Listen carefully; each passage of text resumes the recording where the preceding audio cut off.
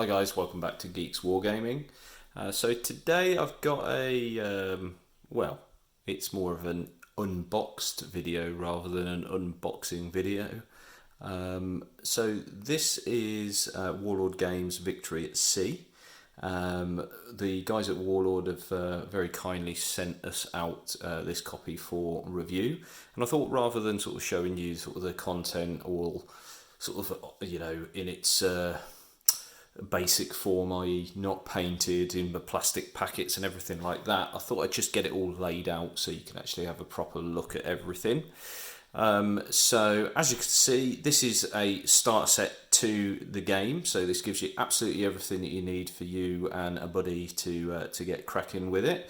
On the left hand side of the screen we have the Japanese ships, and I've painted these up with the sort of wooden decking effect, which looking at sort of the rule book, that's kind of the look of the Japanese ships. It just helps to get them to sort of stand out on the table as well.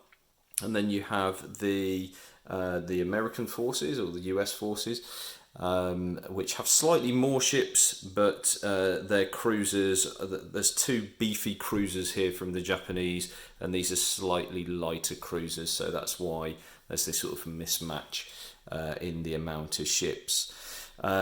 This game works on a turn system of you move a ship, your opponent moves a ship, and then it goes backwards and forwards like that. So there's not an awful lot of downtime with this game. It's very much sort of backwards and forwards like that.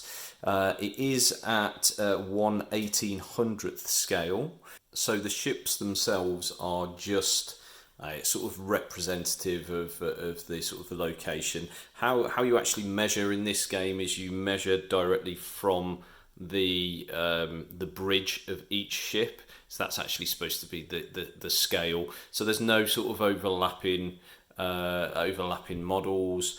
There's no line of sight blocking with the ships or anything like that. So you can't crash into each other or anything like that. So that's quite good for freedom of movement on the table. So we've got all the ships. These are the turn markers. You've got a big one and a slightly bigger one, I guess. So obviously for the different sizes of ships, and they're reversible as well. So it just sort of helps if you're turning left or right, or port or starboard, I guess we should say. Here we have the initiative token. How you actually win the initiative is you roll one of these d10s. So it's just a pure roll off. Whoever wins that wins the initiative, so they get to move the first ship. So it can give you a really good advantage there.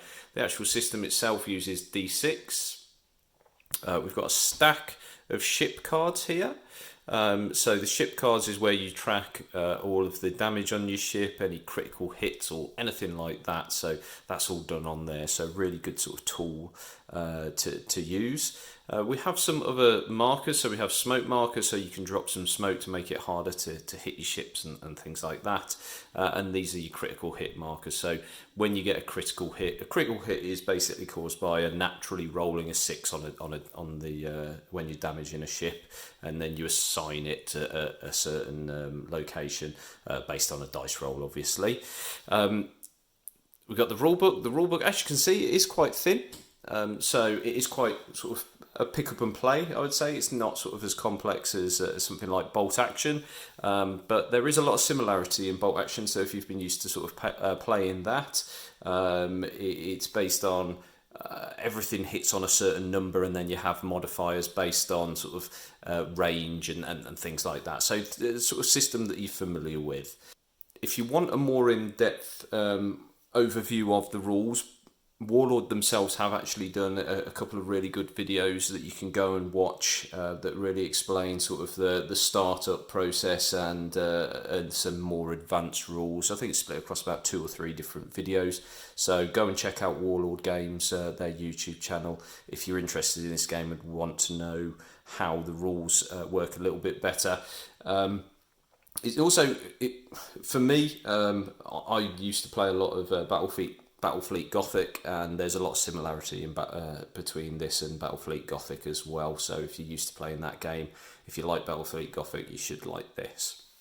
So this is absolutely everything that you get in the box.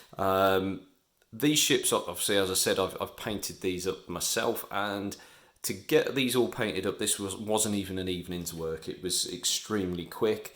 You're talking just spray an undercoat of white, used Basilicarum Grey from Games Workshop, which is one of their contrast paints for all of these ships, dry brushed over with some lighter greys, and then picked out some brown details and then put a brown wash on there to get the different shades, and then just paint the bases blue and dry brush with white.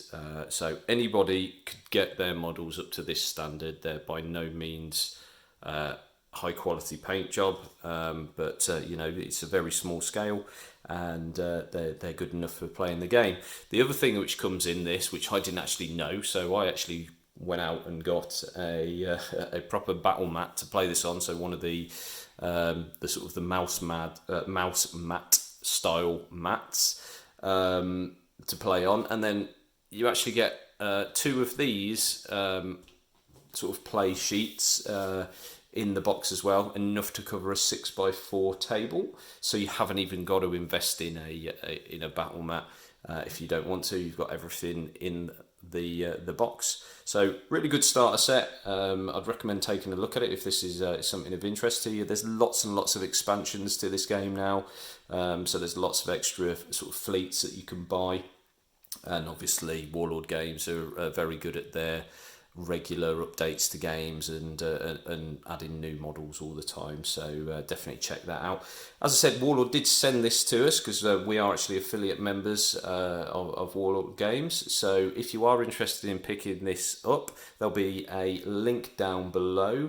If you click on that link and purchase something through Warlord, then that really helps out the channel.